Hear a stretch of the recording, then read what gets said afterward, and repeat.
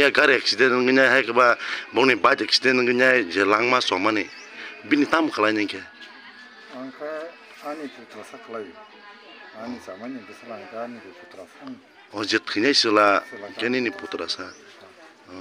emne bo jaga thima ro kalai khna bo aba mu jake sotik khaiman se ko ne moharane yala kan sing ne sing khna kata kan ni kata sing puro hai ko na tabo o parani o kami ni pung tamo guli rai kami ramjago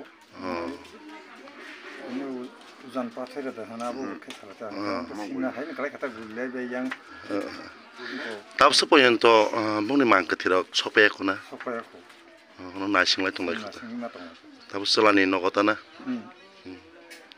kakani sini mung ke ani angka khogen da ma যে ঠেኛনি পুতরা খেলাইতে না বলাই খাবে দুজনে কিভাবে মারা গেছে তারা ওই তো ইটভাটাতে মারে তারা বাইরে সংঘর্ষ হয়েছে বাইকে আর ডোজারে বাইকে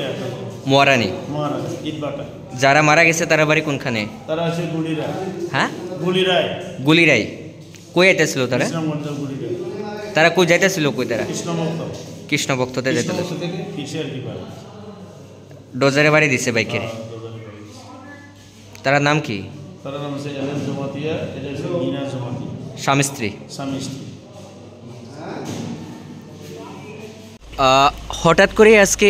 জেলা হাসপাতালে পরিদর্শন আগেও আপনি একাধিকবার রাতের বেলায় এই ধরনের পরিদর্শন করেছেন মূলত আজকের পরিদর্শনের কি কারণ আপনারা জানেন কুলপাড়াতেও আমাদের একটা রেললাইনে কাটা পড়েছে তারপর মহারানী বাট্টার সামনেও দুজন স্পট ডেড তো প্লাস আমাদের কিছু কার্যকর্তা যারা অসুস্থ সাধারণ অংশের মানুষ যারা অসুস্থ তাদেরকে দেখতে এসেছিলাম তো ওটা প্রায়ই আমি আগে এখানে অনেকগুলো ঘটনা ঘটেছে কী পরিস্থিতি সেগুলো দেখার জন্য এবং আমাদের কিছু যারা যারা কার্যকর্তারা আছে তারা ভর্তি আছে আসলে তাদের দেখতেই আসা আজকে সন্ধ্যা 7:30টার দিকে বিনা জমাতিয়া এবং এলিও জমাতিয়া নামে দুইজন রোড ট্রাফিক অ্যাক্সিডেন্ট হয়ে আমাদের হসপিটালে আসে ফায়ার সার্ভিসে আনে তো আমরা পরীক্ষা করে দেখলাম যে ওরা অলরেডি আনার সময় মৃত এখন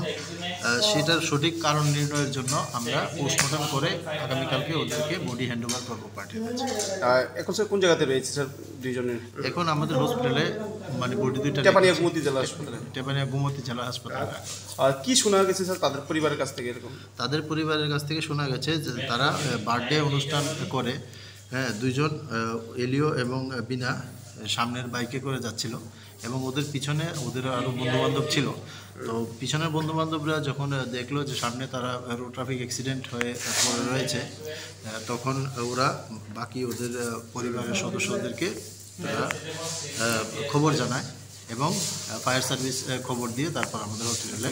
কোথায় হয়েছিল এরকম কিছু বলা না ওটা তো আর আমাকে অতটা বা কিসের সাথে দুর্ঘটনা হয়েছে কিছু জানা গেছে না সেটা আপাতত জানা যায়